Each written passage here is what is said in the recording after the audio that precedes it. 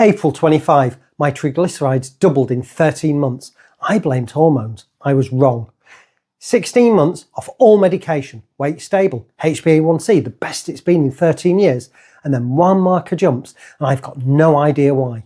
My first instinct was the obvious one. It was not the right one.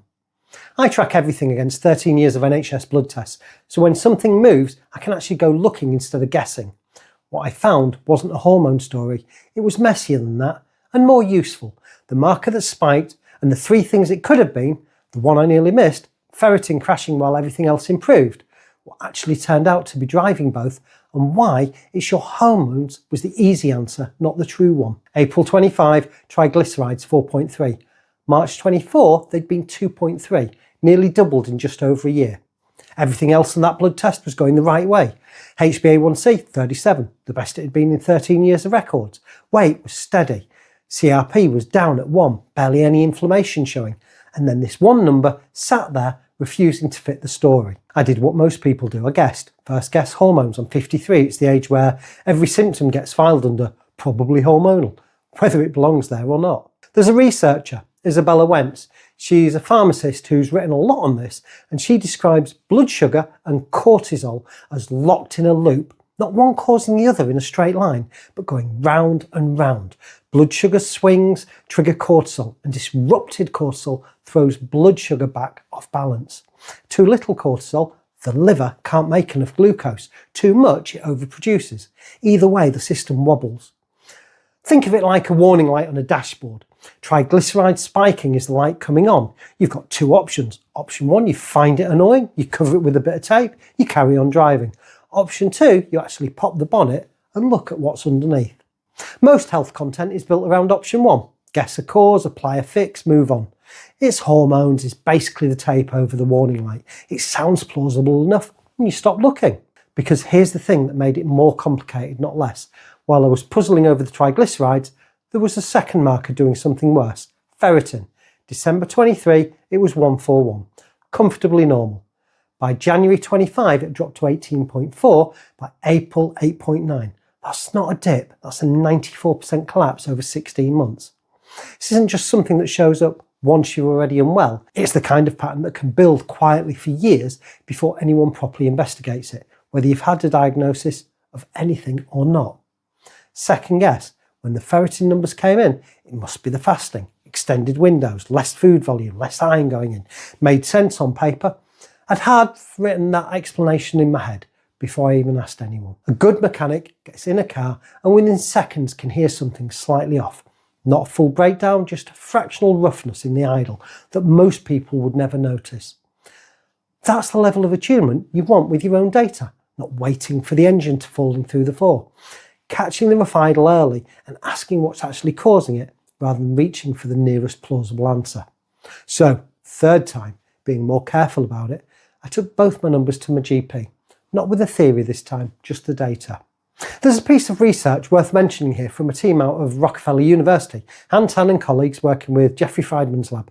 They found that a specific set of neurons involved in hunger and satiety signalling also affect glucose tolerance and insulin sensitivity, independently of body weight. What that tells you is the wiring between appetite, hormones and blood sugar is genuinely tangled up together. It's not one single dial being turned by one single hormone. Insulin, glucose regulation, appetite signalling, they're all talking to each other constantly, which is where the insulin story usually goes wrong for people. Blaming insulin for insulin resistance is a bit like blaming a sore throat for your cold. The sore throat's a symptom. Treating it doesn't touch the virus. In the same way, if you just chase the insulin number without asking what's actually driving it, usually fat sitting somewhere it shouldn't, in muscle or liver tissue blocking the signal, you're treating the symptom and missing the cause. That reframed the whole triglyceride question for me. Not what hormone did this, but what's actually upstream of this number. I still don't have a fully confirmed answer on the triglycerides. I want to be honest about that. Could be dietary, could be timing, coming off the back of an extended fast. Could be lab variation. It happens. What I do know is the one abnormal marker set outside an otherwise excellent trend doesn't erase the whole 13-year trajectory. It's a thread to keep pulling, not a verdict. The ferritin though, that one got properly resolved and it wasn't what I expected at all. Wanted to test whether my two working theories actually held up against a proper investigation. Turns out neither one was right. Started with the assumption I'd made about the ferritin. Fasting, restricted eating windows, not enough iron going in during the hours I was eating. I'd logged that as the likely cause myself, back when the drop first showed up. Reasonable guess, wrong guess. My GP didn't accept probably the fasting as an answer. He wanted it properly checked. Full iron panel referral. The actual reason my ferritin had been falling, 94% in 16 months, bleeding piles. Chronic, slow blood loss, nothing to do with fasting, nothing to do with hormones, nothing to do what I was or wasn't eating. I want to sit with that for a second because it matters more than the numbers itself. I built a story, fasting, causing a nutrient deficiency, and I was ready to believe it because it was plausible and it fit a narrative I already had in my head about extended fasting having trade-offs. The story was wrong, not because fasting has zero effect on anything, ever, but because in this specific case, the actual cause was sitting somewhere completely different, and I'd never have found it if I'd just accepted my own first explanation. November 25, piles treated, bleeding stopped, iron supplementation started, ferritin's climbing back now, slowly as it should. That whole process is one I keep coming back to because it's the best example I've got of what GP as partner actually looks like in practice. Not me deciding the answer and him rubber stamping it, him refusing to accept my guess and going and finding the real one. The triglyceride story is still open.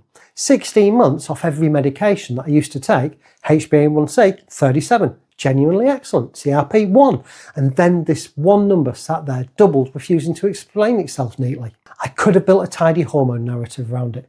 53-year-old bloke, hormone shifting, story writes itself.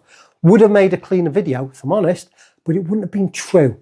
And I don't actually know yet whether it's true. That's the bit I'm not going to pretend I've solved. What 13 years of data has taught me, more than any single number ever could, is that the story you reach for first is very rarely the whole story. 8 years of gout markers barely moving, then shifting over about 14 months once the inputs genuinely changed. 9 years of cholesterol numbers getting worse on medication, then improving inside 14 months off it. Patterns take time to reveal themselves. Single readings, especially the scary ones, tempt you into a verdict long before you've got enough information to reach one properly. If you're at the stage where you're asking questions before things get serious, this is what this channel is for. Real data, real GP conversations, properly documented, not a bloke shouting about superfoods. Subscribe if that sounds more useful.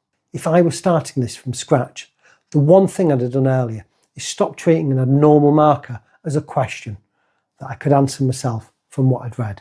What I now know that I didn't know then, an isolated number moving inside an otherwise strong trend, is information, not a diagnosis. It's a prompt to investigate properly, not a prompt to self-diagnose off the back of a podcast or a wellness account, and not a prompt to panic either.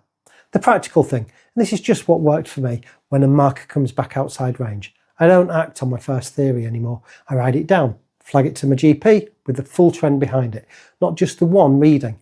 And I let a proper investigation run rather than filling the gaps myself with whatever explanation feels most familiar. Track the trend, not the single reading.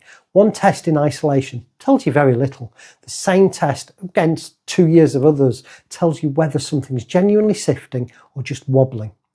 If you've had an isolated marker come back abnormal recently, take the pattern to your GP, not just that one result, and ask specifically what it could indicate, rather than deciding for yourself and working backwards from there. Unexplained iron deficiency in an adult, a genuine drop like the one I had, not a marginal one, always warrants investigation for a source of blood loss. It's not automatically a diet problem, and it shouldn't be treated as one without that being ruled out first. If you're seeing anything similar in your own results, that's a GP conversation, not a supplement and hope situation. If you're the sort of person who wants to actually understand your own blood test trends, rather than just getting a printout and a shrug, I track mine in a simple spreadsheet, marker by marker, over years, not months. Links in the description, happy to share that template. And please, this is educational content only, it's not medical advice. Never stop or change medication without your GP's supervision.